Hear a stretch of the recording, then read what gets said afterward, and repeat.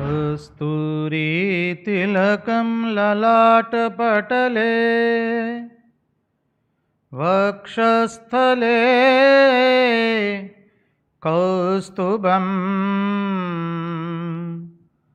नासाग्रे वरमौक्तिकं करतले वेणुकरे कङ्कणम् सर्वाङ्गे हरिचन्दनं सुललितं कण्ठे च मुक्तावली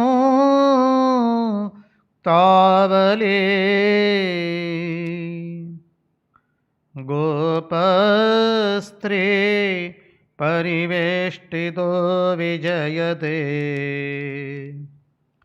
गोपालचूडामणिः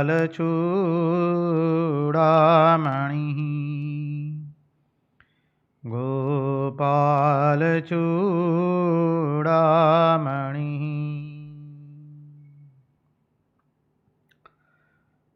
स्वस्ति श्रीगणेशाय नमः।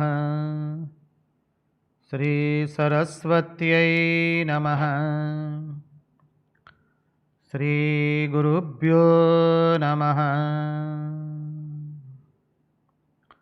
नारायणं नमस्कृत्य नरं चैव नरोत्तमं देवीं सरस्वतीं व्यास ततो जयमुदीरयेत्। नमस्ते शारदे देवी सरस्वती मतिप्रदे वसत्वं मम जिह्वाग्रे सर्वविद्याप्रदा भव। अखण्डमण्डलाकारं व्याप्तं येन चराचरं तत्पदं दर्शितं येन तस्मै श्रीगुरवे नमः। सच्चिदानन्दरूपाय विश्वोत्पत्त्यादिहेतवे तापत्रयविनाशाय श्रीकृष्णाय वयं नमः। ॐ नमः परमहंसास्वादित चरणकमलचिन्मकरन्दाय भक्तजनमानसनिवासाय श्रीरामचन्द्राय विश्वसर्गविसर्गादि नवलक्षणलक्षितं श्रीकृष्णाख्यं परं धाम जगद्धाम नमामि तत्। ॐ स्थापकाय च धर्मस्य सर्वधर्मस्वरूपिणे अवतारवरिष्ठाय रामकृष्णाय ते नमः। मुखं करोति वाचालं पंगुं लंघयते गिरिं यत्कृपात्महं वन्दे परमानन्दमाधवम्। कृष्ण कन्हैया लाल की जय। भक्तवत्सल भगवान की जय। वृंदावन बिहारी लाल की जय। भागवत भगवान की जय। भागवत भक्त भगवान की जय। भगवान श्री राम कृष्ण देव की जय। ओम नमो भगवते वासुदेवाय। नारायण नारायण नारायण नारायण। सर्वप्रथम हम पूज्यपाद स्वामी आदि भवानंद जी महाराज के चरणों में हमारे हृदयपूर्वक के प्रणाम निवेदित करते हैं। तत्पश्चात पूज्यपाद स्वामी निखिलेश्वरानंद जी महाराज के चरणों में हमारे सश्रद्धेय प्रणाम निवेदित करते हैं। उपस्थित पूज्यपाद प्रभु सेवानंद जी महाराज सह अन्यान्य सन्यासी समस्त सन्यासी महात्माओं के एवं विरक्तों के चरणों में हम हमारे हृदय पूर्वक के प्रणाम निवेदित करते हैं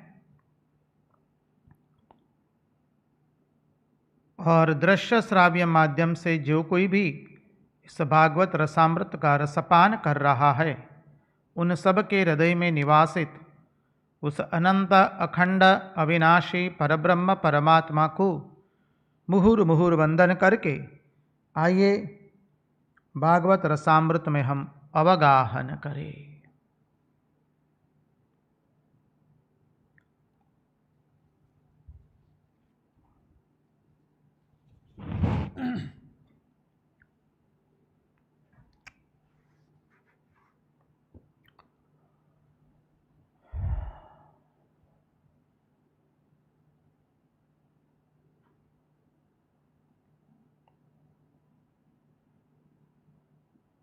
यस्वानुभावमखिलश्रुतिसारमेकम् अध्यात्मदीपमतितीतिर्षतां तमून्दम् संसारिणां करुणयाः पुराणगुह्यं तं व्याससूनुमुपयामि गुरुं मुनीनां।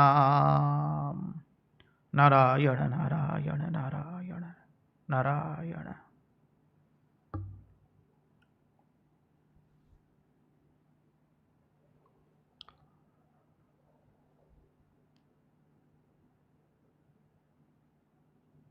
जिज्ञासुओं ने अनेक जिज्ञासा प्रकट की है। एक जिज्ञासु ने जिज्ञासा प्रकट करते हुए कहा है, महाराज, ये जो प्रथम श्लोक आप बोलते हैं उसमें कुछ कुछ शब्दों का अर्थ हमारे मनश्चक्षु के सामने प्रकट नहीं होता है, तो कृपा करके उसका अर्थ समझाने की कृपा करें। तो जो पहला श्लोक हम बोलते हैं, कस्तूरी तिलकम ललाट पटले वक्षस्थले कौस्तुभम नासाग्रे वरमौक्तिकम करतले वेणुकरे कंकणम।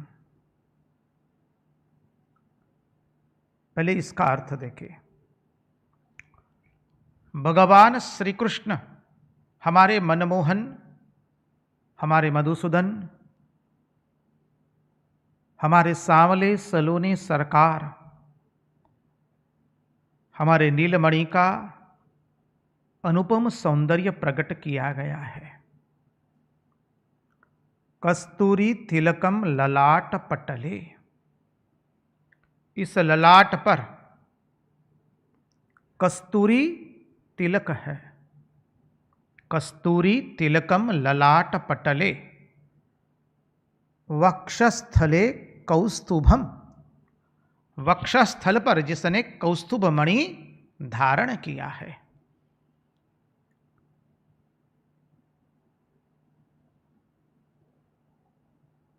कस्तूरी तिलकम ललाट पटले वक्षस्थले कौस्तुभम नासाग्रे वरमौक्तिकम करतले वेणुकरे कंकणम। जिसने अपने देदीप्यमान वक्षस्थल पर कौस्तुभ मणि धारण किया है, जिसने नाक में सुंदर मोती पहना हुआ है, नासाग्रे वरमौक्तिकम करतले वेणुकरे कंकणम, जिसने अपने सुकोमल हाथों के अंदर में बंसरी धारण की है और जिसने कलाई में कंगन धारण किए हैं। कलाई, रिस्ट जिसे आप कहते हैं आंग्ल भाषा में।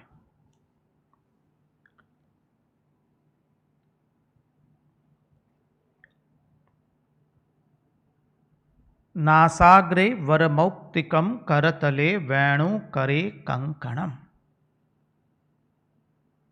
अब आगे चले उसमें, सर्वांगे हरिचंदनम, जिसने अपने सुकोमल शरीर पर, सर्वांग पर हरिचंदन लगाया है। सर्वांगे हरिचंदनम सुललितम कंठे च मुक्तावली।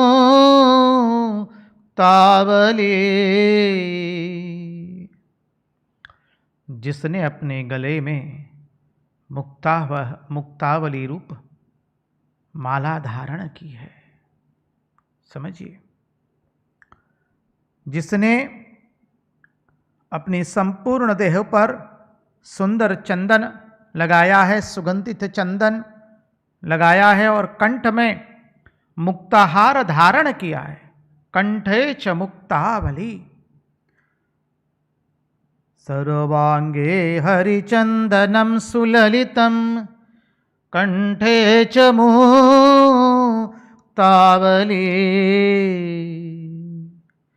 गोपस्त्री परिवेष्टितो विजयते गोपालचूड़ामणि।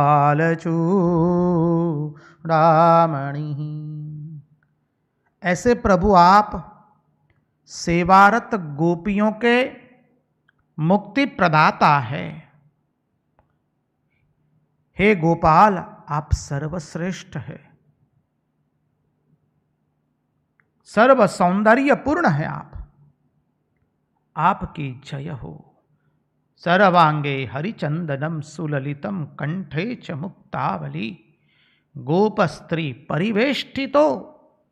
गोपियों से घिरे हुए भी अर्थ है, अनेकों अर्थ है। गोपस्त्री परिवेष्टितो विजयते गोपाल चूड़ामणि।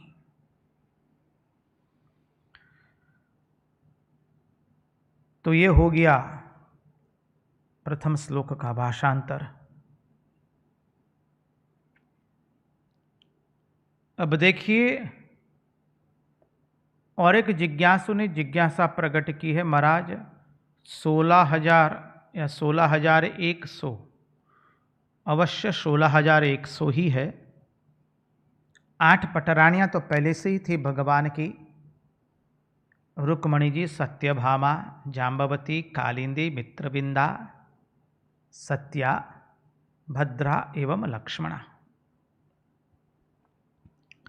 16,100 जो भगवान की अन्य पटरानियां हैं,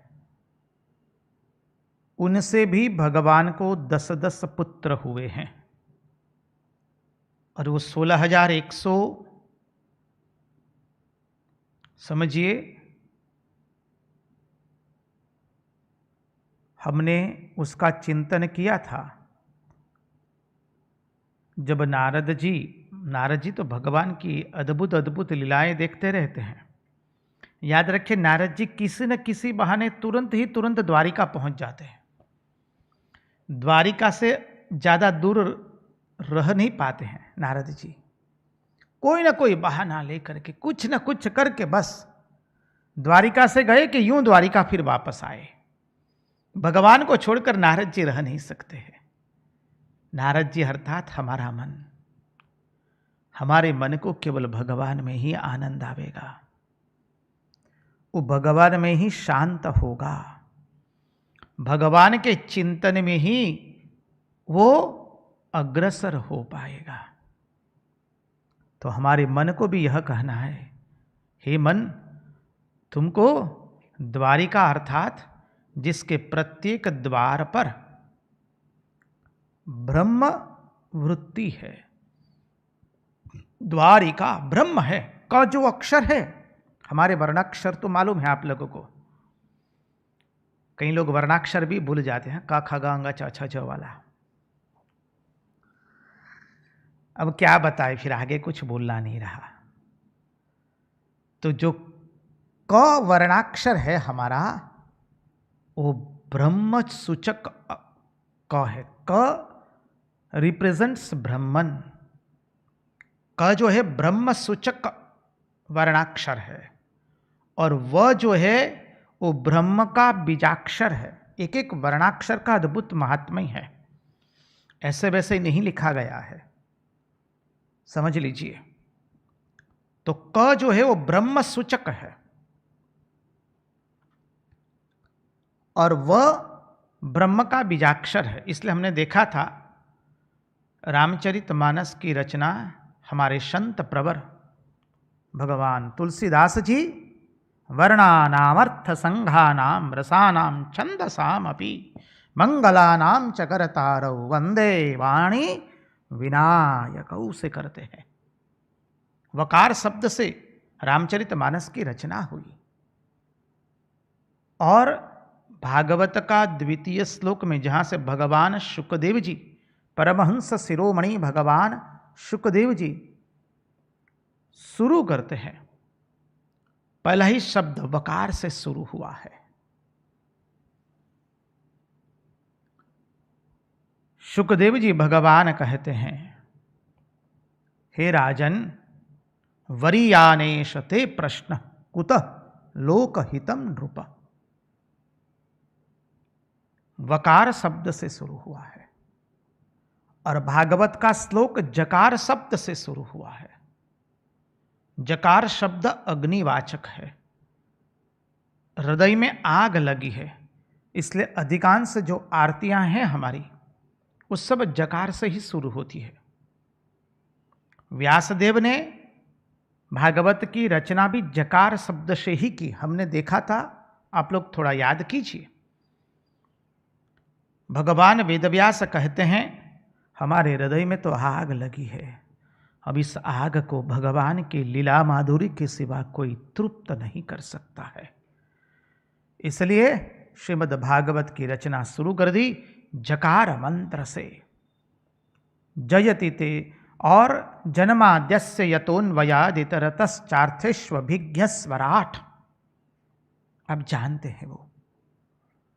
और गोपी गीत की रचना भी गोपियों ने जकार शब्द से ही की। प्रभु आपके विरह में जो आग लगी है उस आग को अब कोई शांत नहीं कर सकता, इसलिए गोपियां कहती है जयति तेधिकम जन्मना व्रज श्रयत इंदिरा शश्वदत्रही दयितदृश्यतां दीक्षुतावका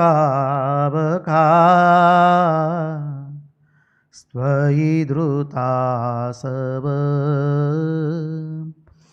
स्वां विचिन्वते।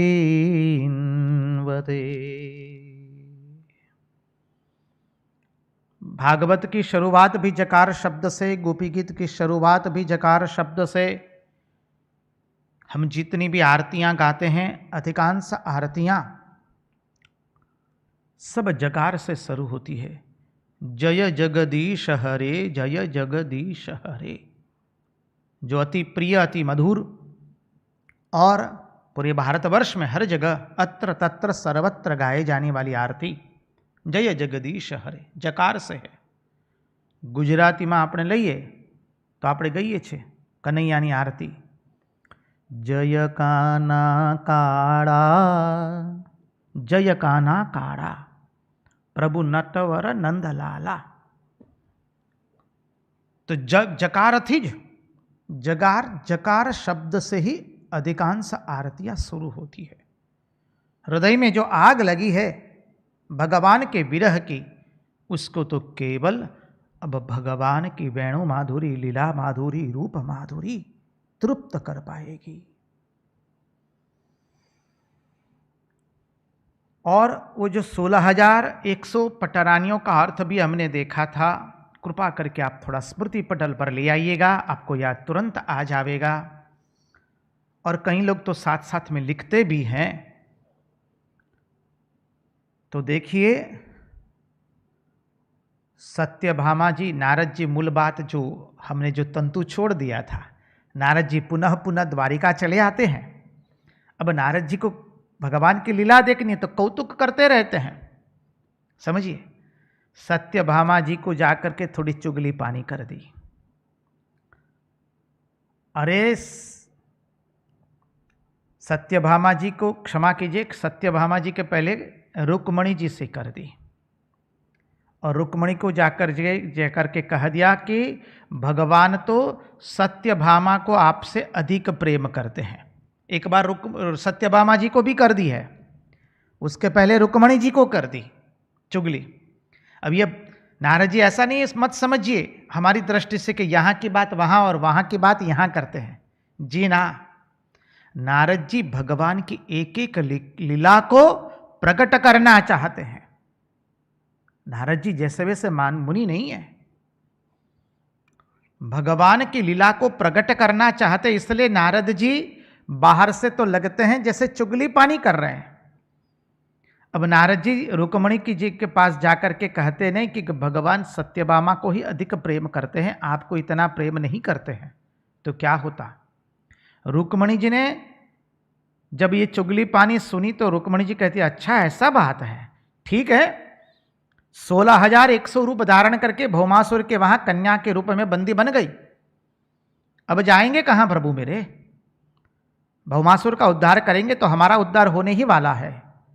अब हम तो 16,100 बन करके भगवान के साथ रमण करेंगी। समझिए 16,100 का अर्थ भी हमने देख लिया था।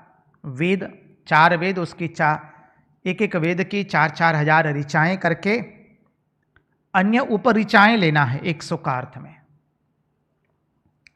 और भगवान चंद्रवंश में पैदा हुए हैं, चंद्र की 16 कलाएं, मन की 16 कलाएं, एक एक कलाओं की सहस्र सहस्र उपकलाएं पूर्ण करने के लिए 100 लगाना पड़ेगा।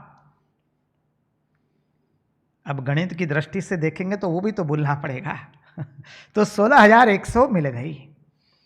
तो भगवान की 16,108 पटरानी। अब आप सब लोग तो अंक गणित में बहुत माहिर लगते हैं, तो 16,108 गुना 10 कर लीजिए, तो 1,61,080 तो ऐसे ही हो गए भगवान की संतति। अरे महाराज इतनी संतति, अरे भगवान सृष्टि का विस्तार कर रहे हैं, यदुवंश का भगवान विस्तार करते हैं, इसका तत्वार्थ समझना है। इसको अधिभूत की दृष्टि से केवल नहीं देखिए भगवान की प्रत्येक लीला का अधिभूत अधिदैव एवं अध्यात्म अर्थ देखना है। हमने वहां पर भी देखा था कि भगवान जब महारास खेलते हैं, 19 श्लोक है गोपी गीत के महारास के समय में, तो 19 प्रकार की गोपियों भी देखी थी हमने। श्रुति रूपा गोपी, नित्य सिद्धा गोपी, सिद्ध रूपा गोपी, अनेकों प्रकार है गोपियों के। और इसलिए एक गोपी गीत दूसरे गोपी गीत से मिलता नहीं है, उसका भाव अलग अलग भाव है, प्रत्येक गोपी का अलग अलग भाव है। उसी प्रकार यहां से समझना है हमें, भगवान जो 1,61,080 भगवान की मिनिमम ये संतानें को गिना रहे हैं, फिर इनकी संतानें, इनके पौत्र पौत्र वो गिनेंगे तो लाखों करोड़ों में संख्या पहुंचती है। इसलिए द्वारिका का वर्णन करते हुए कहा है 143 या 145 किलोमीटर द्वारिका लंबी थी समुद्र के अंदर में, समझ लीजिए। इसलिए भगवान की लाखों करोड़ों संतानें हुई इस तरह से, पुत्र पौत्र इत्यादि गिनते जाइए। भगवान यदुवंश का विस्तार कर रहे हैं क्योंकि असुरों को मारना है। मथुरा में थे तब तो बहुत ही छोटी सेना थी, अब भगवान ने यदुवंश को बढ़ाया, यदुवंश को बलवान किया, उनको बलवत्तर बना दिया। समझिए, इसलिए दुर्योधन मांगने आया था, भगवान आपकी सेना मुझे चाहिए। और ऐसे यदुवंशी आधे तो इसी तरह से ही खत्म हो गए कौरव पांडवों के युद्ध में, महाभारत के युद्ध में। थोड़े बचे कुचे थे, उनको भगवान प्रभास क्षेत्र में ले जाकर के उनका भी विनाश कर देते हैं। भगवान अपने जीवन से प्रवृत्ति एवं निवृत्ति पूर्ण रूप से बताते हैं। आगे के अध्याय में एक एक सुंदर प्रसंग आवेगा, तनिक धीरज रख लीजिए जी, बस एक एक प्रसंग आवेगा तब देखेंगे अच्छी तरह से, आनंद से। हरि इच्छा बलवान है, भगवान की कृपा होगी तो वो सब होगा। तो देखिए भगवान ने यहां पर अपने यदुवंश का विस्तार किया है। जिज्ञासु ने जिज्ञासा प्रकट की है, महाराज आपने कहा कि भगवान श्री कृष्ण की एक पुत्री थी, कृपा करके पुत्री का नाम बतलाइए। बात सही है, बताएंगे। तनिक धीरज धरी, थोड़ा धीरज धर लीजिए, आएगा प्रसंग इसी में ही। रुक्मणी से चारुमती कन्या का जन्म हुआ है और उसका ब्याह भी होता है। प्रद्युम्न की बहन रुक्मणी जी से चारुमती कन्या का जन्म हुआ है। तो मूल प्रसंग में हम प्रवृत्त हो जाएं। भगवान ने अपने वंश का तो विस्तार अद्भुत कर दिया, यादवों को बलवत्तर बनाया असुरों का विनाश करने के लिए। देखिए भगवान की प्रत्येक पटरानी ऐसा ही सोचती थी कि श्री कृष्ण केवल मेरे साथ ही रह रहे हैं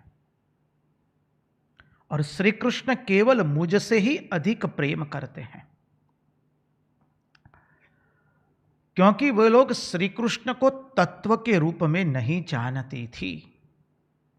भागवतकार स्पष्ट लिखते हैं।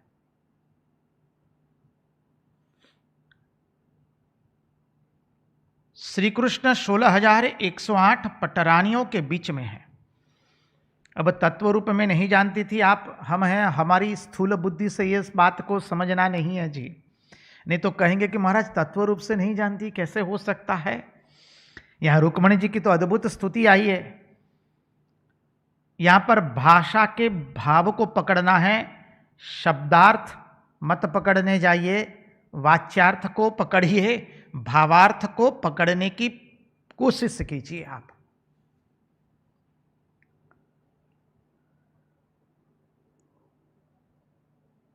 भगवान की 16,108 पटरानियां अनेकों प्रकार के हाव भाव करके भी भगवान को अपने वश में नहीं कर पाई है। भगवान किसी के वश में नहीं है, समझिए। भगवान ने तो कह दिया, इसलिए मैं तो एक ही के वश में हूं, और वह क्या है? अहम भक्त पराधीन ही अस्वतंत्र इव द्विज साधुभिर्ग्रस्त हृदयो भक्तिर भक्त जनप्रिय। मैं मेरे केवल भक्तों का सेवक हूं। अहम भक्त पराधीन, मैं किसके पराधीन हूं, किसके अधीन हूं? मेरे भक्तों के अधीन हूं। भगवान स्पष्ट कहते हैं। और उनके भगवान की पटरानियों के किसी भी हाव भाव के से श्री कृष्ण के अंदर में रति भर भी काम जगता नहीं है, क्योंकि भगवान कैसे है? आप्त काम है, अकाम है, पूर्ण काम है। आगे आवेगा, नारद जी भगवान की दिनचर्या देखने निकलते हैं, तब देखेंगे वो प्रसंग में क्या अद्भुत भगवान की दिनचर्या है। भगवान ऐसा लगता है जैसे सभी आश्रम अपने जीवन से प्रदर्शित कर रहे हैं। तो चलिए, रुक्मणी पुत्र प्रद्युम्न, उसका ब्याह हुआ था रुक्मवती से। रुक्मवती और रुक्मी की कन्या थी, और वो रुक्मी की कन्या रुक्मवती प्रद्युम्न को ही चाहती थी, और प्रद्युम्न एवं रुक्मवती से उनको पुत्र हुआ अनिरुद्ध। हमने देखा है प्रद्युम्न का अर्थ है अलौकिक काम, और अनिरुद्ध का अर्थ है जो किसी के वश में न आए, जिसको कोई पकड़ न सके, उसका नाम है अनिरुद्ध। अर्थ याद रखेंगे तो आने वाली लीला में संगति लगा पाएंगे। तो अनिरुद्ध एवं रुक्मवती से, क्षमा कीजिए, प्रद्युम्न एवं रुक्मवती से अनिरुद्ध नाम का संतान हुआ। अब देखिए, रुक्मवती भी प्रद्युम्न को चाहती थी और रुक्मी ने इस बार कोई बाधा नहीं डाली है। रुक्मवती के प्रेम के अंदर में स्वयंवर का आयोजन किया गया। प्रद्युम्न जाकर के रुक्मवती का हरण करके ले आता है। रुक्मी की शान अभी ठिकाने पर आ चुकी है, इसलिए इस बार उसने कोई बाधा नहीं डाली है। उतना ही नहीं, भगवान की पुत्री प्रद्युम्न की बहन चारुमती का ब्याह कृतवर्मा के साथ हो गया है। अब रुक्मी अपनी बहन रुक्मणी को और अधिक प्रसन्न करने के लिए उसने क्या किया, उसकी अपनी दौहित्री रोचना का ब्याह अनिरुद्ध से कर दिया। रोचना का ब्याह अनिरुद्ध से किया गया। जब विवाह संपन्न हुआ, विवाह के अंदर में भगवान सबको लेकर गए थे, सभी पटरानियों को, यदुवंशियों को लेकर के दाऊजी के साथ में भगवान रुक्मी के वहां गए हैं।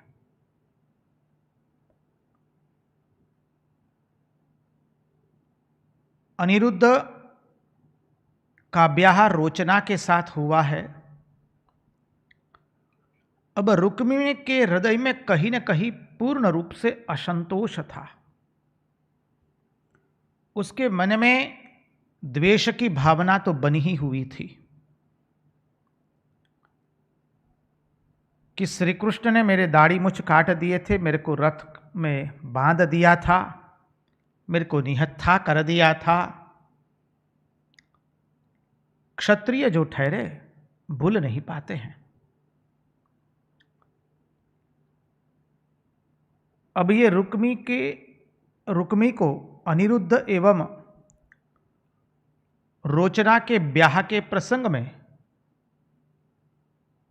कलिंग नरेश ने रुक्मी को चढ़ाया, क्योंकि अनेक सारे राजाएं आए हैं, ब्याह का प्रसंग है, अनेकों लोग इकट्ठे हुए हैं। कलिंग नरेश ने उसको चढ़ाते हुए कहा, देखो मैं समझता हूं तुम्हारे हृदय में घाव तो बना ही हुआ है। श्री कृष्ण ने तुम्हारे दाढ़ी मुछ काट दिए थे, तुमको निहत्था कर दिया था, तुम्हारा बहुत बड़ा घोर अपमान हुआ है, और दाऊजी ने तब तुमको छुड़ाया है, इसलिए तुमको तो और भी क्षोभ हुआ है। अब देखिए, बलराम जी को तो कभी हम हरा नहीं पाएंगे। श्री कृष्ण को तो हरानी जिंदगी भरी भूल जाए तो स्वयं भगवान है एक तरह से। अब दाऊजी को तो कभी हम हरा नहीं पाएंगे। एक काम करते हैं, लग्न का प्रसंग है, सब जगह चारों ओर आनंद हो रहे, 64 का खेल खेला जाए, 64 का खेल खेला जाए और उसमें हम दाऊजी को हरा देंगे। वैसे तो हम हरा नहीं पाएंगे युद्ध में कभी भी, लेकिन कम से कम 64 खेल में तो हम हरा दें उनको। अब उकसाया, क्षत्रियों को तो कोई उकसा दे बस उतना काफी है। वो तुरंत गुजराती में कहे ने पोरो चढ़ी जाए, हमने बहु वार न लागे, बस तो एकदम क्षत्रिय का खून है। इधर कलिंग नरेश ने चढ़ाया, बस चढ़ गए। 64 खेल का आयोजन किया गया। बलराम जी बैठे हैं, इधर में रुक्मी और कलिंग नरेश बैठे हैं, और हो रहा है 64 का खेल। 64 के खेल में भी बलराम जी जीत गए। अब जब बलराम जी जीत गए तो ये लोग ने स्वीकार नहीं किया, बोले ना ना, जीत तो हमारी हुई है, आपकी हार हुई है। बलराम जी कह रहे, भाई सबके सामने देखो मैंने ठीक से जीत लिया, फिर भी तुम कहते हो मेरी हार हुई। बोले नहीं, तो आपकी हार हुई है। उतना ही नहीं, बलराम जी के पक्ष के अंदर में आकाशवाणी भी हुई कि जीत तो बलराम जी की ही हुई है, आप लोगों की नहीं हुई है। फिर भी उन्होंने गिना नहीं और बलराम जी के ऊपर में व्यंग करने लगे। जो भीतर का शत्रु बैठा था वो पूरा प्रकाशित हो गया, समझिए। और शत्रु प्रकाशित हुआ तो व्यंग करते हुए कहने लगे, अरे तुम तो गांव के ग्वाले हो, गवार ग्वाले हो, तुमको ये चौसर का खेल क्या जानो? ये तो क्षत्रियों का खेल है, तो राजाओं का खेल है। तुम तो गांव के गवार जो ठहरे, तुमको ये खेल कैसे आवेगा? बस अब तो दाऊ जी को क्रोध आ गया। अब दाऊ जी को क्रोध आए फिर कोई बचा सकता नहीं है। दाऊ जी ने तुरंत परिध लिया और परिध लेकर के मारा जोर से रुक्मी को। रुक्मी वहीं पर मर गया, रुक्मी का वध हो गया वहीं पर। देखिए ब्याह के प्रसंग में हो रहा है सब। अनिरुद्ध और रोचना के ब्याह के समय ये सब कुछ हो रहा है। और जो कलिंग नरेश भागा ये सब देख करके दाऊ जी ने कलिंग नरेश को पकड़ करके उसके दांत तोड़ दिए। अब क्या किया जाए? अब भगवान किसका पक्ष ले? दाऊ जी का पक्ष ले तो इधर रोचना से लेकर के दूसरे लोग नाराज हो जाएंगे। रोचना का पक्ष ले तो इधर दाऊ जी नाराज हो जाएंगे। क्या करे? भगवान चुप्पी साध गए हैं। भगवान की एक एक लीला ऐसी है ना। कई बार हम सब लोगों को जीवन में ऐसी परिस्थिति आती है, कुछ बोलने जाएंगे तो ये नाराज होगा, वो बोलने जाएंगे तो वो नाराज होगा। तो भगवान ने तब चुप्पी साध लिए। कभी कभी कोई प्रसंग में कुछ न बोलना ही उचित रहता है। भगवान ना रोचना का पक्ष लिए है, ना दाऊ जी का पक्ष लिए है। एक तरह से ना रुक्मणी जी का पक्ष लिया है, ना दाऊ जी का पक्ष लिया है। देखिए यहां पर अधिभूत और अधिदैव अध्यात्म अर्थ से देखेंगे तो रुक्मणी जी तो कुछ बोलने वाली ही नहीं है। कुछ भी हो जाए पूर्ण शरणागत है। चाहे उनको भाई को भगवान मार दे या पूरे वंश को खत्म कर दे, रुक्मणी जी के मुंह से तो एक आह निकलने वाली नहीं है, क्योंकि वो पूर्ण रूप से शरणागत है। ये भाव रुक्मणी जी का हम भगवान को जब उन्हें संदेश भेजा तब से देख रहे हैं। और फिर जब भगवान की स्तुति की अभी अभी हमने देखा है, उसमें तो माता रुक्मणी ने अपने आप को पूर्ण रूप से न्यौछावर कर दिया है। और भगवान ने इसलिए उनकी प्रशंसा भी की कि आपके भाई को मार डाला, दाऊ जी ने फिर भी आप एक शब्द उच्चारित नहीं की है, ना तो कभी दुख प्रकट किया है, क्योंकि पूर्ण शरणागत है। देखिए हम लोग जो बोलते हैं ना कि सब कुछ भगवान की इच्छा से हो रहा है, अरे हमारे मन में जो भगवान की इच्छा है वो क्या है? जब हमारी इंद्रियों के अनुकूल, हमारे मन के अनुकूल होता है तो हम कहते हैं कि भगवान की इच्छा हुई, और जब हमारे मन से विपरीत होता है तो हम कहते हैं कि भगवान की इच्छा हमारी पर नहीं हो रही है, भगवान की कृपा हम पर नहीं बनी है। उसको शरणागति कतई नहीं कहते हैं। शरणागति तो वह है मन के प्रतिकूल अनुकूल जो कुछ भी घटे सबको सर्वथा रूप से भगवान का प्रसाद समझ करके उसका स्वीकार करना है। जो माता रुक्मणी ने दिखाया, बलिराजा ने दिखाया अपने जीवन से, सर्वस्व लूट गया। उसी वक्त प्रहलाद जी आते हैं और प्रहलाद जी भगवान की स्तुति करते करते कहते, प्रभु आपकी अनंत कृपा है मेरे पौत्र पर। क्या सुंदर स्तुति की प्रहलाद जी ने उस वक्त। अच्छा हुआ प्रभु आपने सब उसका हरण कर लिया, त्रिलोकी का राज्य हरण कर लिया है। 2 पांव के अंदर में तो तीसरा पांव रखने की जगह नहीं है, भगवान ने बलिराजा को बांध दिया है। उस वक्त प्रहलाद जी कहते, वाह प्रभु आपका क्या अनुग्रह है। इसको कहते पूर्ण शरणागति, इसको कहते भगवान की कृपा। सभी अवस्थाओं में वो भगवान की कृपा जान रहे हैं। तो भगवान तो फिर अपने बारातियों को वापस लेकर के द्वारिकाधीश द्वारिका में आ गए। सब लोगों ने बहुत बड़ा उत्सव मनाया। द्वारिकाधीश की जय। अब आगे का अध्याय सुंदर आता है। यहाँ पर श्री शुकदेव जी भगवान से राजा परीक्षित ने प्रश्न कर दिया कि हे भगवान, मैंने सुना है अनिरुद्ध का ब्याह उषा के साथ भी हुआ था और उसमें बाणासुर के साथ युद्ध हुआ।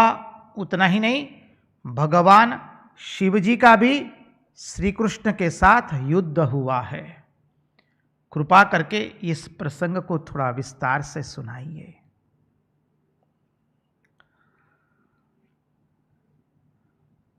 श्री सुखदेव जी भगवान कहते हैं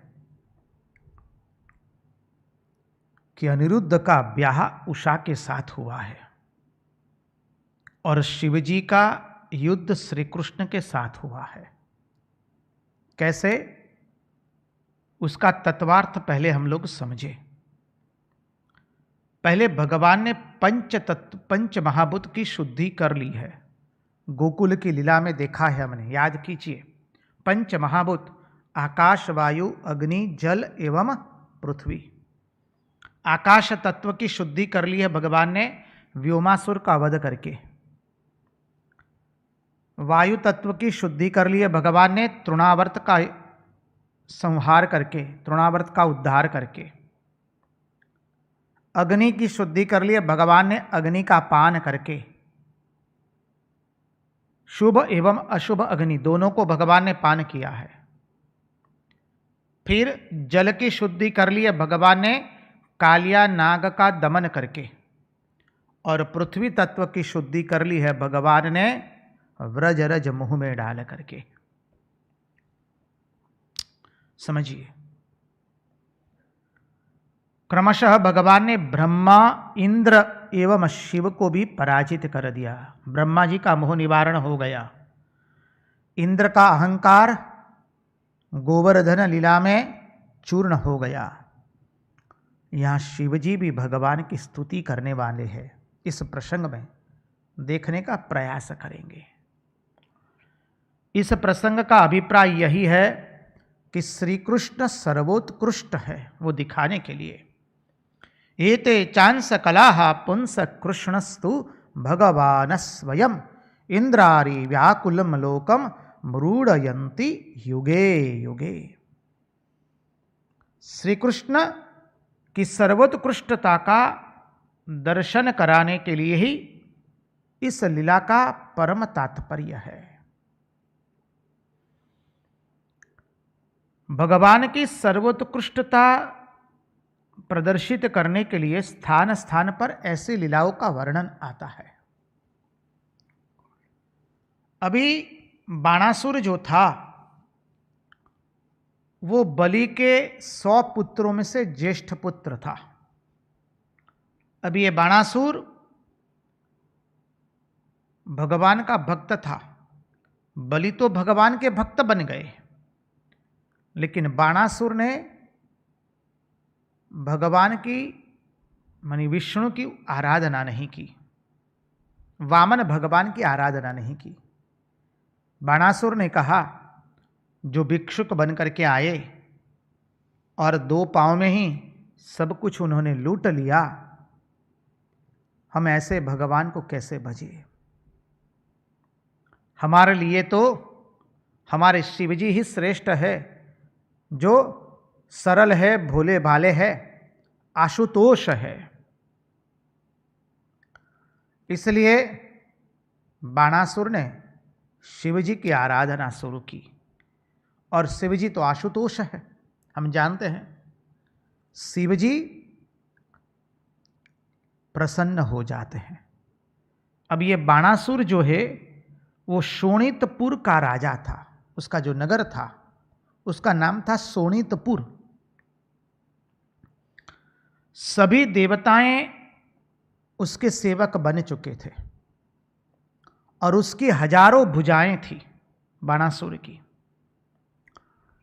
एक दिन भगवान शंकर जब तांडव नृत्य कर रहे थे तब उसने अपने हजारों हस्त से, सहस्र हस्त से अनेकों वाजिंत्र बजा करके भगवान शंकर जी को प्रसन्न किया था। तब भगवान शंकर जी ने कहा कि तुम वर मांगो। अब बाणासुर ने वर तो मांगा, असुर जो ठहरे, बाणासुर ने कह दिया, जब प्रभु आप प्रसन्न हुए हैं, वर मांगने को कहते हैं तो वही वर दीजिए। जब भगवान वामन देव हमारे पिताजी के पर प्रसन्न हो गए तो वामन देव हमारे पिताजी के चौकीदार बनकर के खड़े हो गए। तो प्रभु आप भी प्रसन्न हुए हैं तो आप भी हमारे महल के चौकीदार बन जाइए, हमारे राज्य के। भगवान शिव जी कहते हैं, अरे वामन देव तो अपनी इच्छा से बने हैं, तुम्हारे पिताजी ने ऐसा मांगा नहीं है, और तुम ऐसे बलिराजा के पुत्र होकर के ऐसा मांग रहे हो। ठीक है, शिव जी ने कहा अब तुमने मांगा ही है तो हम क्या करें, हम तुम्हारे राज्य के चौकीदार बन जाएंगे, जैसे पहरेदार बन जाएंगे। शिवजी सोनितपुर के पहरेदार जैसे बन गए।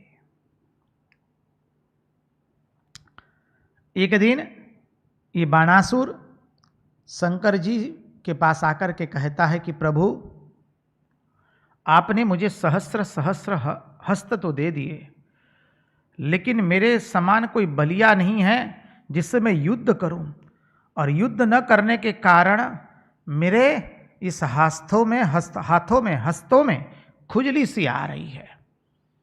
अब थोड़ी हाथापाती हो जाए। शिवजी से ही बाणासुर कहता है अभी। अब भगवान को थोड़ा क्रोध भी आया, जिसको हस्त दिए, जिसको वरदान दे करके उसके राज्य की पहरेदार बने, उसी से ये बाणासुर हाथम-हाथी करने चला आया। अब शिवजी ने क्या किया, एक ध्वजा दे दी, और शिवजी ने कहा कि इस ध्वजा को तुम अपने राज्य में गाड़ देना, और जिस दिन यह ध्वजा गिर जाए उस दिन समझ लेना कि तुमसे युद्ध करने वाला कोई आ चुका है। बस बाणासुर अब उस युद्ध की प्रतीक्षा करने लगा। उस बाणासुर की एक पुत्री थी उषा, रूपवान, गौणवान, सौंदर्यवान, चरित्रवान थी। कन्या बड़ी हो गई है, और उषा को एक दिन स्वप्न में अनिरुद्ध का दर्शन हुआ। उषा ने अनिरुद्ध को स्वप्न में देखा। उसने अपनी प्रिय सखी चित्रलेखा को बुलाया और चित्रलेखा को कहा कि मैंने इतने सुंदर राजकुमार को देखा है मेरे स्वप्न में, अब मैं ब्याह करूंगी तो केवल उसी से ही करूंगी, वही मेरा पति बन सकता है और कोई नहीं। चित्रलेखा के पास योगिनी शक्ति थी। चित्रलेखा ने अनेकों पट बनाना शुरू किया। कैसा था वो राजकुमार देखने में, उसके मुताबिक अनेकों पट बना रही थी, और चित्रलेखा पूछ रही है उषा को कि क्या यही राजकुमार, यही। उषा प्रत्येक चित्र को, पट को देख करके ना ना कह रही है। जब श्री कृष्ण का चित्र बनाया तो उषा ने कह दिया ठीक वैसा ही दिख रहा था, उनके जैसा ही अधिकांश। प्रद्युम्न का चित्र बनाया तो उषा लज्जित हो गई। फिर अनिरुद्ध का चित्र बनाया तो उषा ने कह दिया बस यही है और कोई नहीं। अब चित्रलेखा ने कहा कि ये तो अनिरुद्ध का चित्र है, अनिरुद्ध प्रद्युम्न के पुत्र है और प्रद्युम्न श्री कृष्ण का पुत्र है। उषा ने कहा जो कुछ भी हो मैं तो उन्हीं से ब्याह करूंगी अभी। अब क्या किया जाए। उषा के महल के आगे बाणासुर के सशस्त्र अनेकों सैनिक पहरा कर रहे थे। पहरेदार खड़े थे पहरा देकर के। बहुत कड़ा बंदोबस्त रखा था। ऐसा बंदोबस्त रखा था कि कोई पुरुष भीतर में क्या हो रहा है उसको पता तक नहीं चले। अब चित्रलेखा अपनी सखी की इच्छा पूर्ण करने के लिए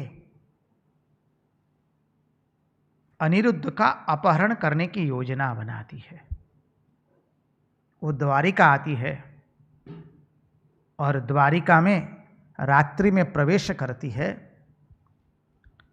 और देखती है अनिरुद्ध सुंदर पर्यंक पर सोए हुए हैं। अनिरुद्ध का अपहरण करके पर्यंक के साथ ले जाती है। इसका तत्वार्थ समझिए।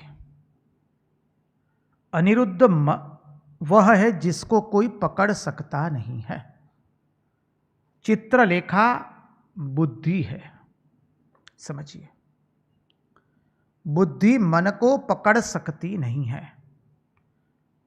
जब तक वह बुद्धि महात्माओं के संग में आकर के, जब तक वो बुद्धि सत्संग से, ब्रह्मचर्य से पवित्र नहीं होती है, भगवान की लीला कथा से वो बुद्धि पवित्र नहीं होती है, तब तक वह बुद्धि मन का हरण कर सकती नहीं है।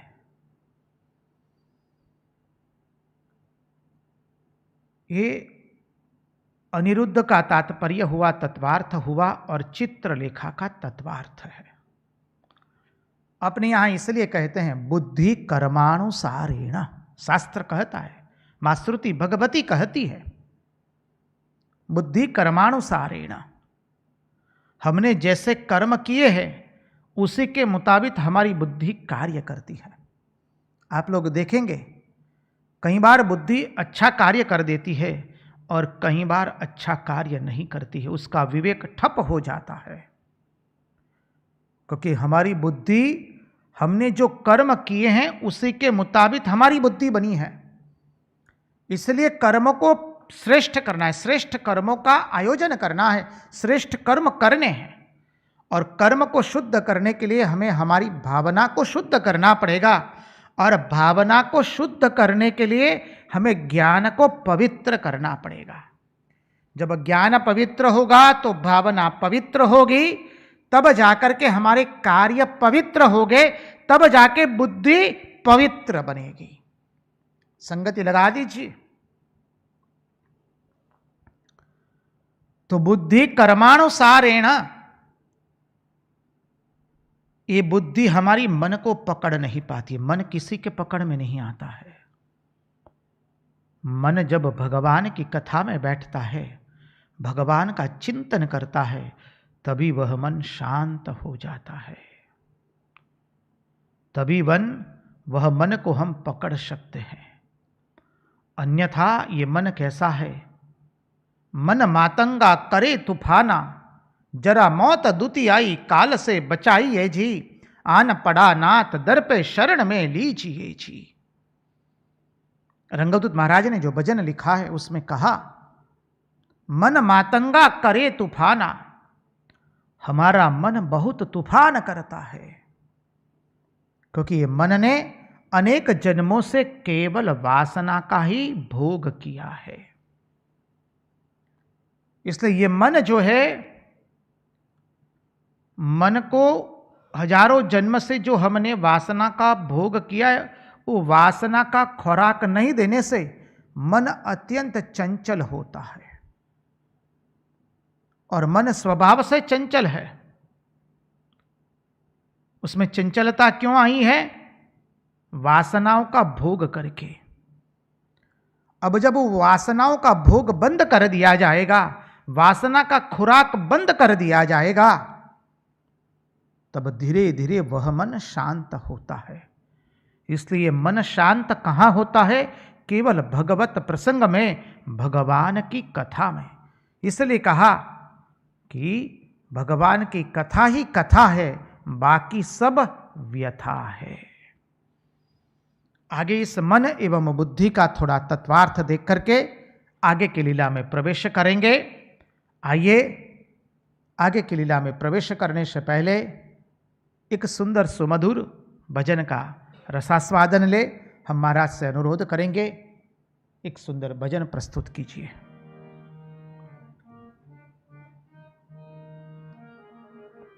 माइक।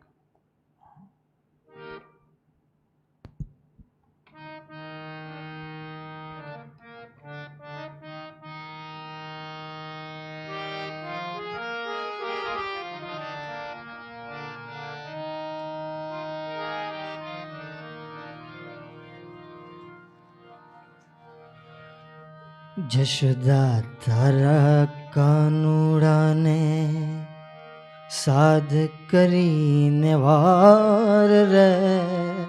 जशोदा तारा कानूड़ा ने साध करीने वार रे।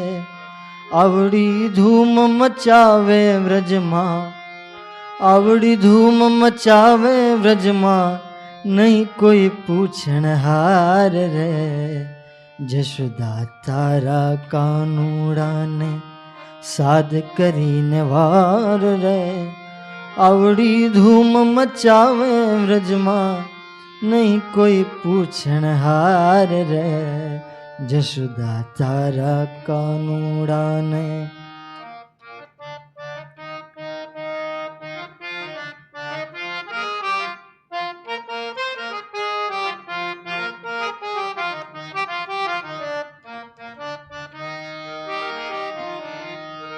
शीकू तोड़ू गोरस ढोड़ू उघाड़ी ने बार रे। शीकू तोड़ू गोरस ढोड़ू उघाड़ी ने बार रे। माखण खाधू वेरी नाख्यू, माखण खाधू वेरी नाख्यू, जानक धुआ गार रे। जशोदा तारा कानूड़ा ने साध करी नवार रे। आवड़ी धूम मचावे व्रजमा, नहीं कोई पूछण हार रे। जशोदा तारा कानूड़ा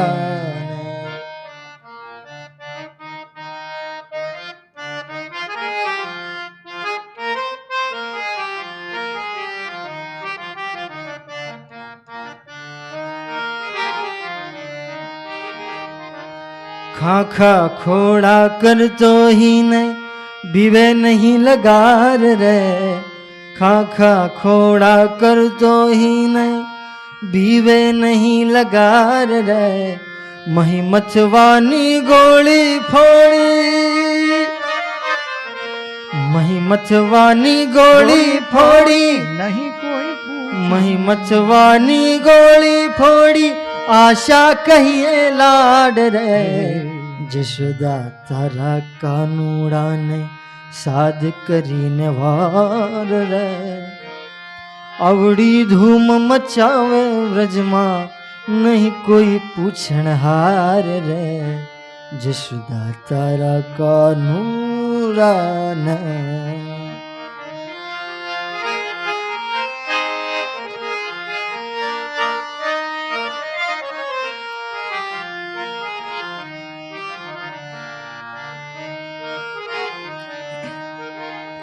वारे वारे कहूँ छू तमने हवे न राखू भार रे। वारे वारे कहूँ छू तमने हवे न राखू भार रे। नित उठी ने केटलू सही है, नित उठी ने केटलू सही है, रहबू नगर मोजार रे। जशोदा तारा कानूड़ा ने साध करीने वार रे। आवड़ी धूम मचावे व्रजमा, नहीं कोई पूछण हार रे। जशोदा तारा कानूड़ा ने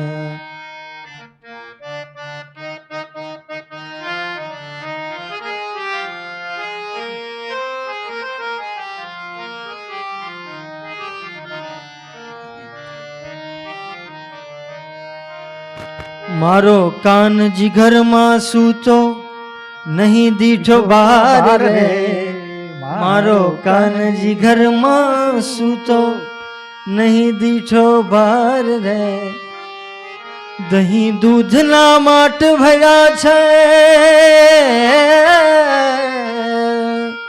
दही दूध ना माट भरा पण चाखे नहीं लगा रे जशोदा तारा कानूड़ा ने साध करीने वार रे अवड़ी धूम मचावे व्रज में नहीं कोई पूछण हार रे जशोदा तारा कानूड़ा ने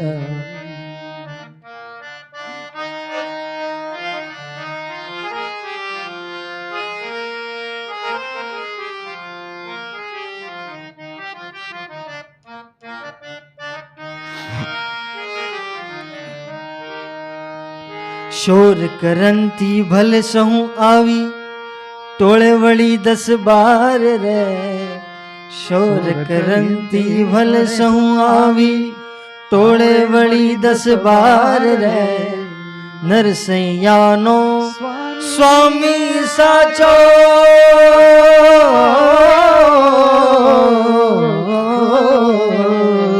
ररना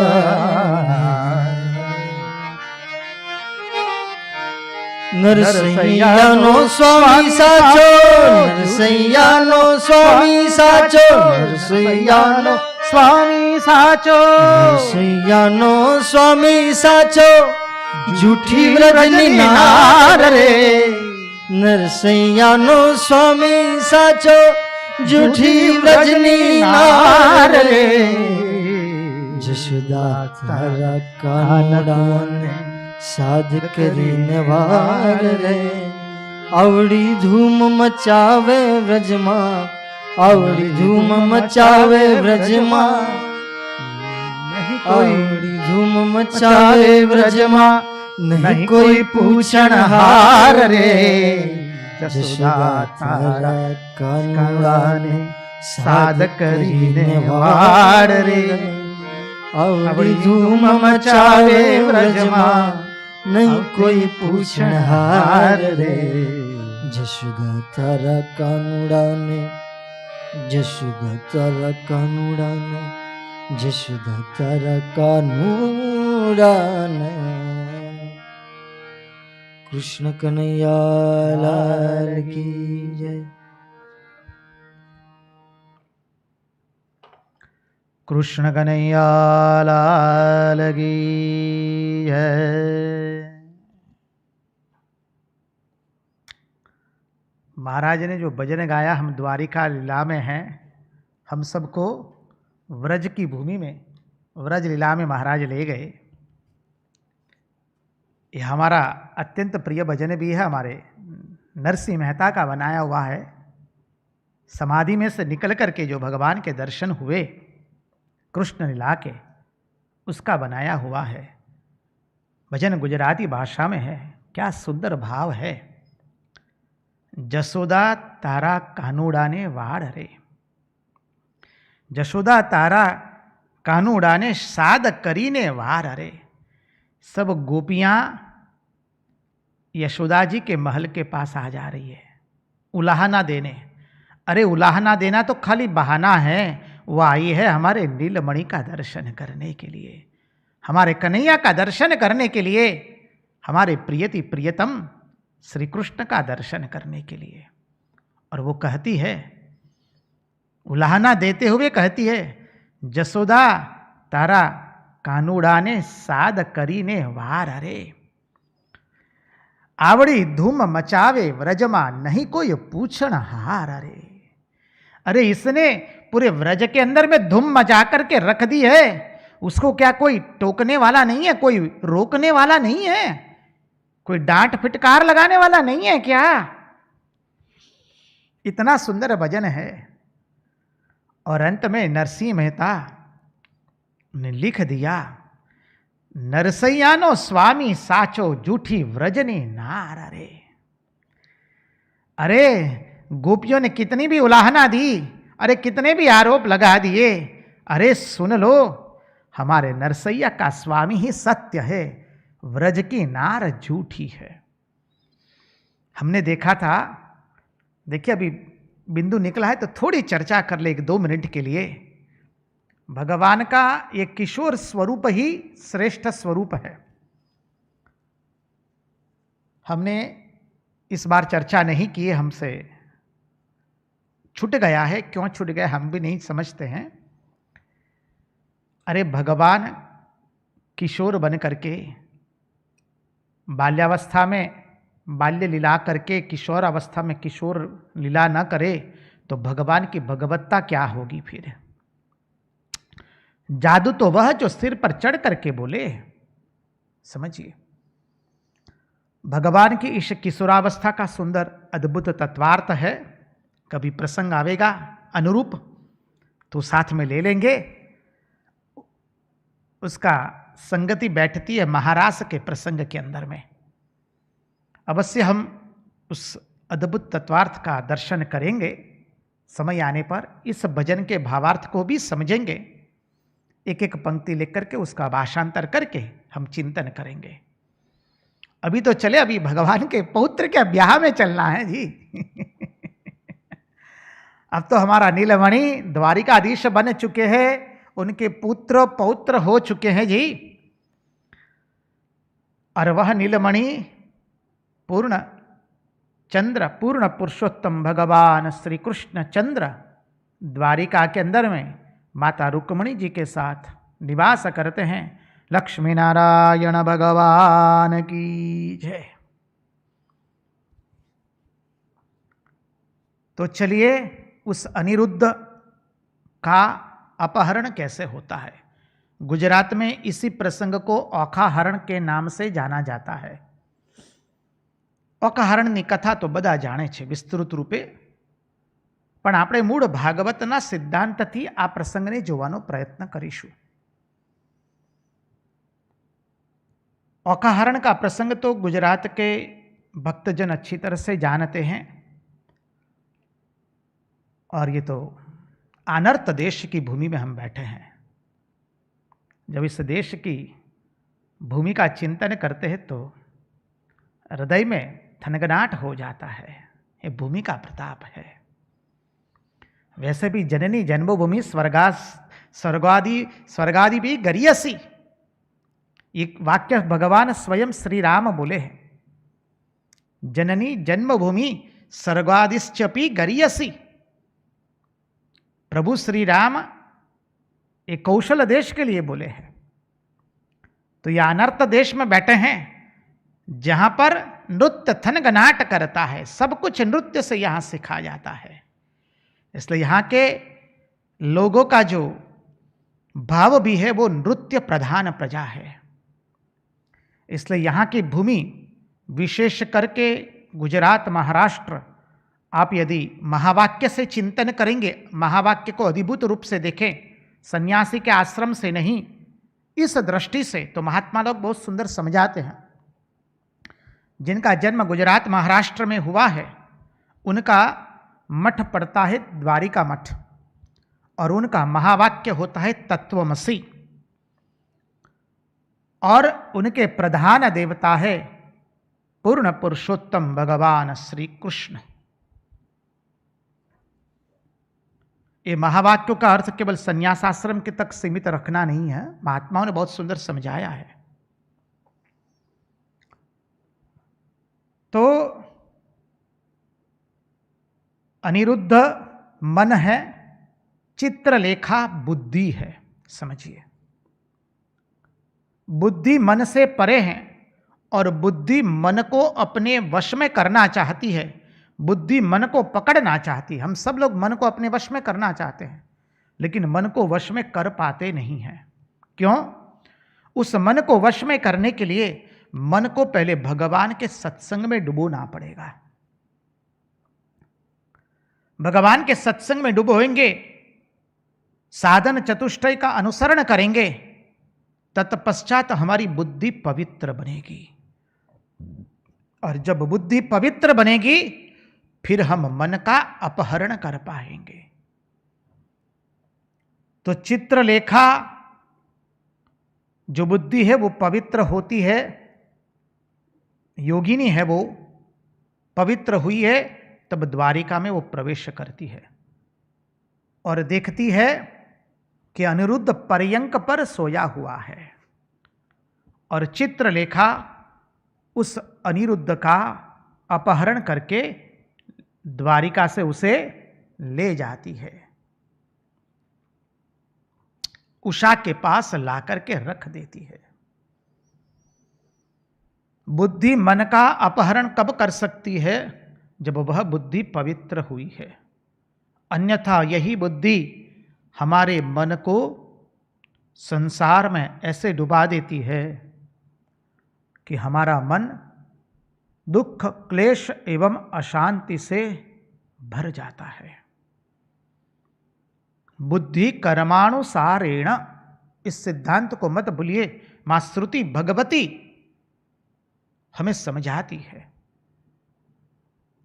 देखिए, आप सब लोग विगत 94-95 दिनों से सत्संग कर रहे हैं श्रीमद् भागवत महापुराण का, और भगवान की अनुपम लीला को सुन रहे हैं। आप लोग बहुत ध्यान से सुनते हैं, हमें बहुत आनंद होता है। आपकी सत्संग के प्रति उत्सुकता को, धैर्य को, भगवान के प्रति प्रेम को देख करके हम आपकी भावनाओं को, आपके नित्य क्रम को, आपकी श्रद्धा को वंदन करते हैं।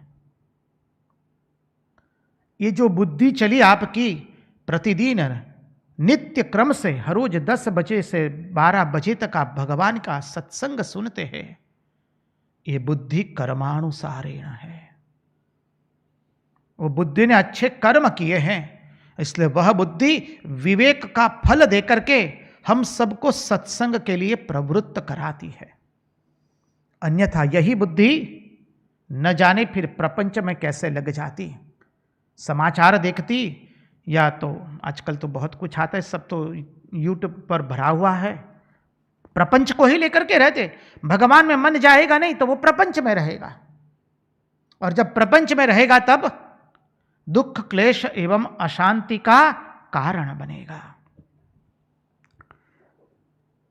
तो बुद्धि कर्मानुसारेण, आपकी पवित्र बुद्धि ने इतना सुंदर विवेक जगाया और आप नित्य प्रतिदिन नित्य क्रम से सुंदर सत्संग सुनने के लिए बैठते हैं, श्रवण करते हैं।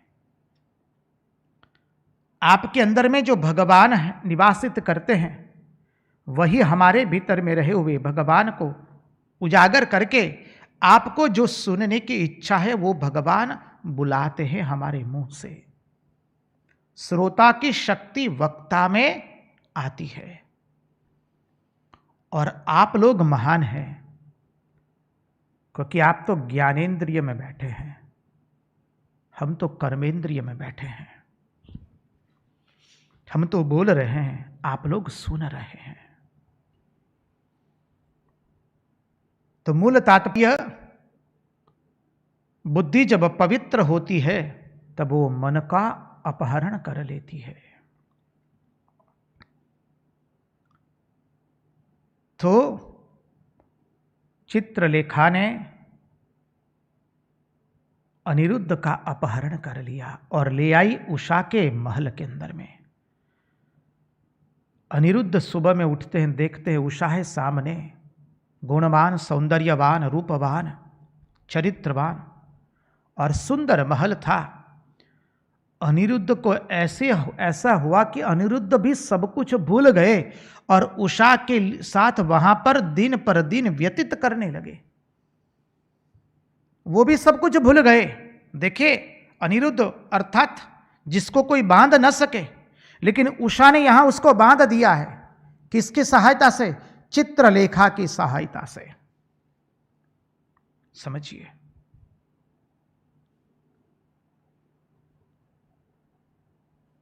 अब अनिरुद्ध भी भूल गए, वो तो वहीं पर दिन बिताने लगे। इतने में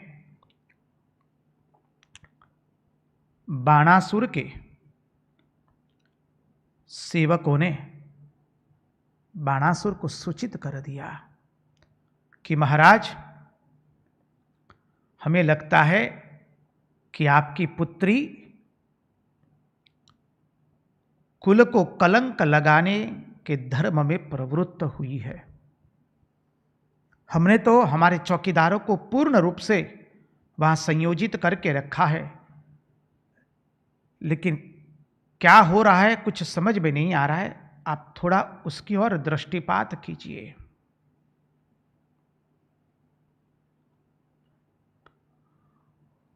हमें लग रहा है आपकी कन्या में कुछ कुल दूषण मालूम पड़ रहे हैं। आप स्वयं उसकी अपनी दृष्टि से जांच कीजिए।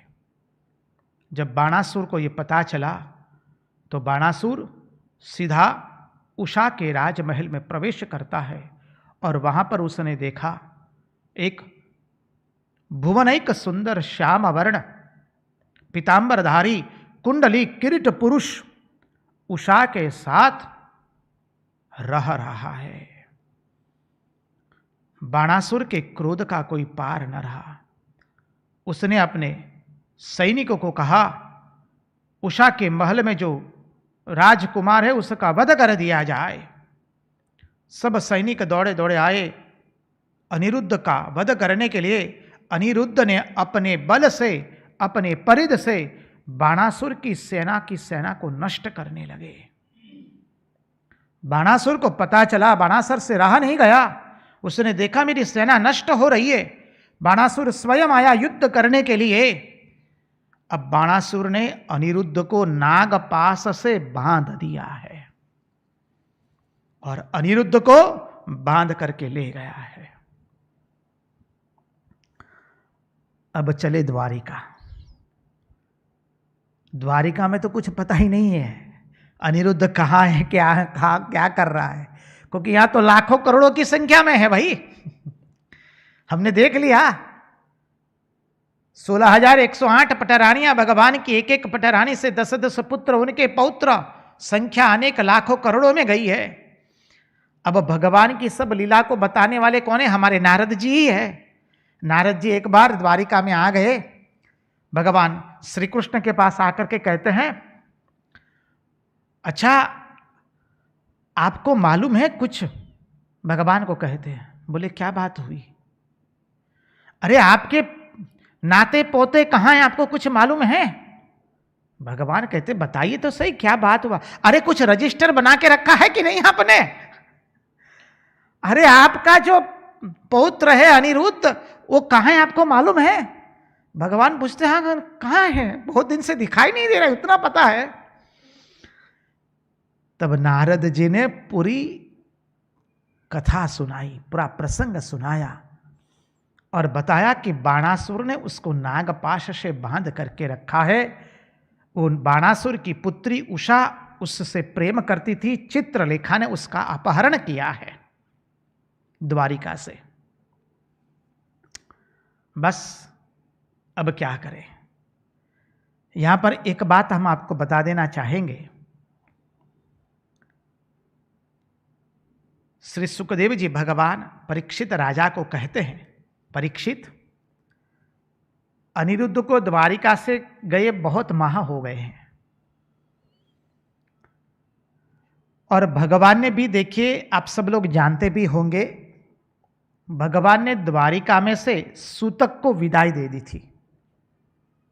जन्म के समय जो सूतक लगता है उसको भगवान ने द्वारिका में से विदाई दे दिया है। क्यों?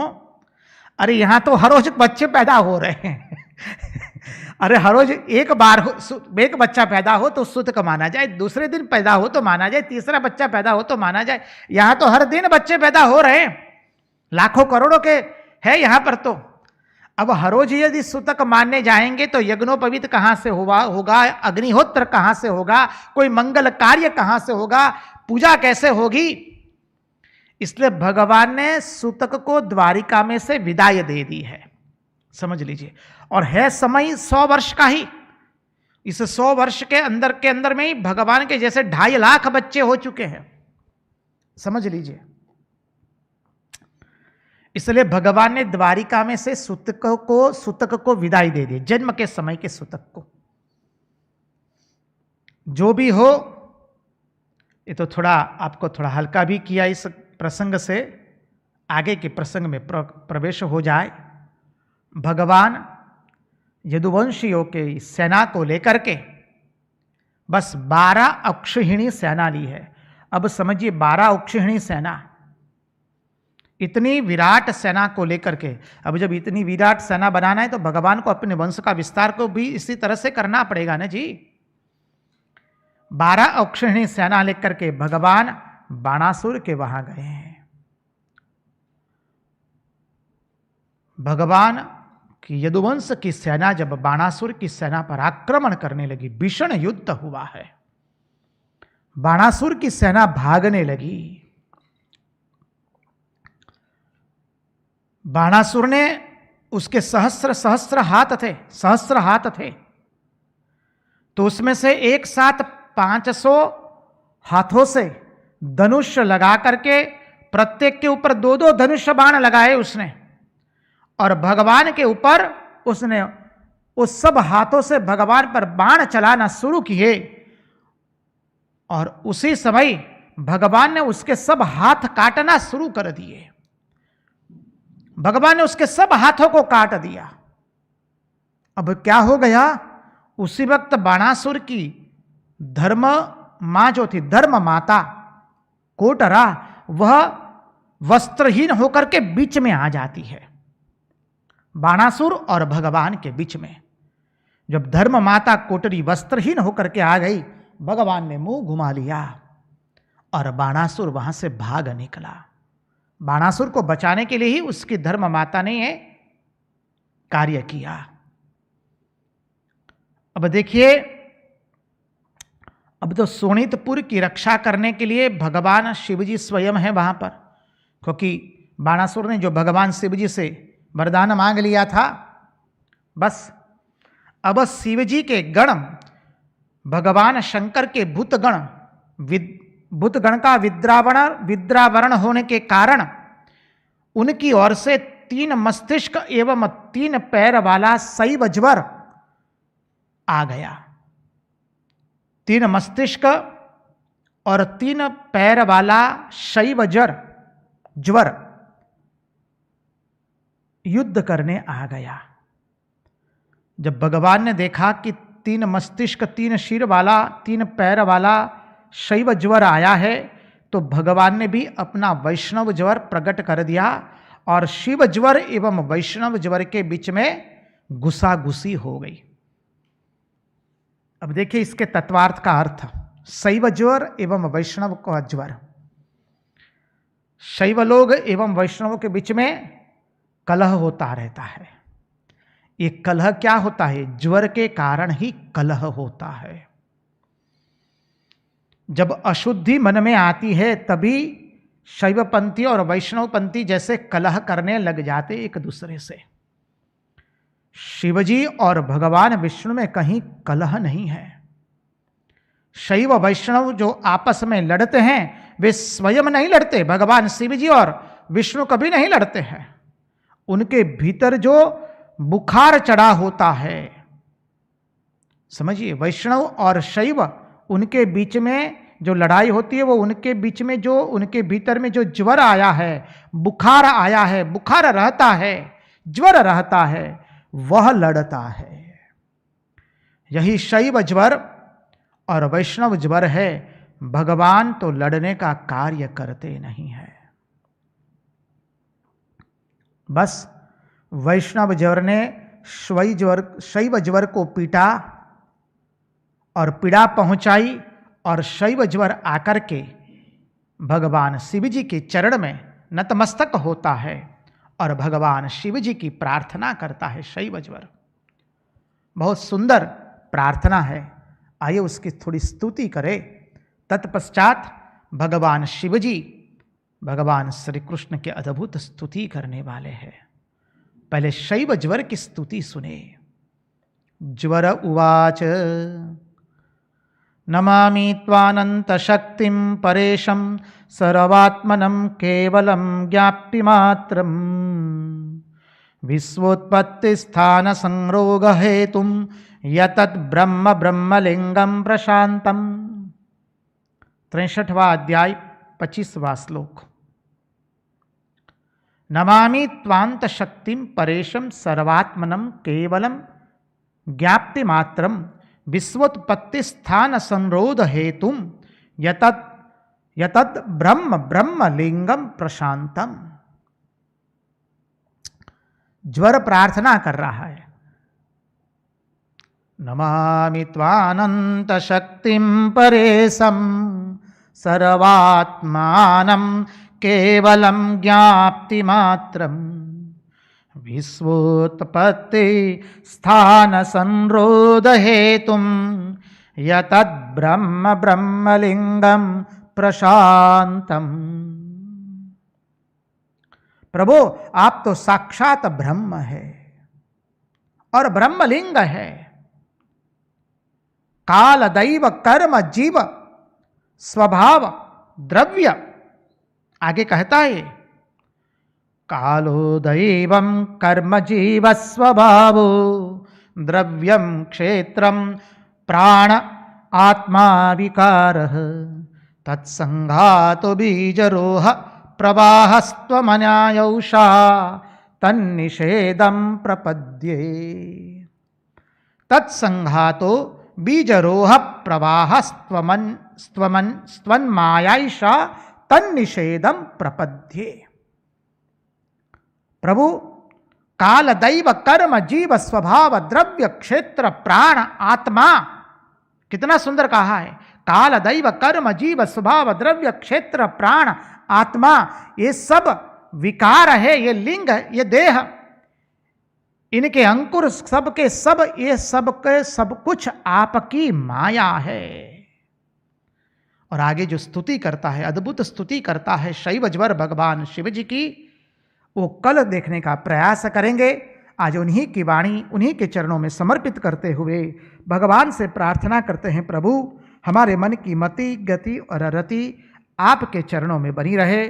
कृष्ण कन्हैया लाल की जय, भक्तवत्सल भगवान की जय, द्वारिकाधीश की जय, सब संतन की जय, सब भक्तन की जय। ओम नमः पार्वती पतये, हर हर महादेव हर।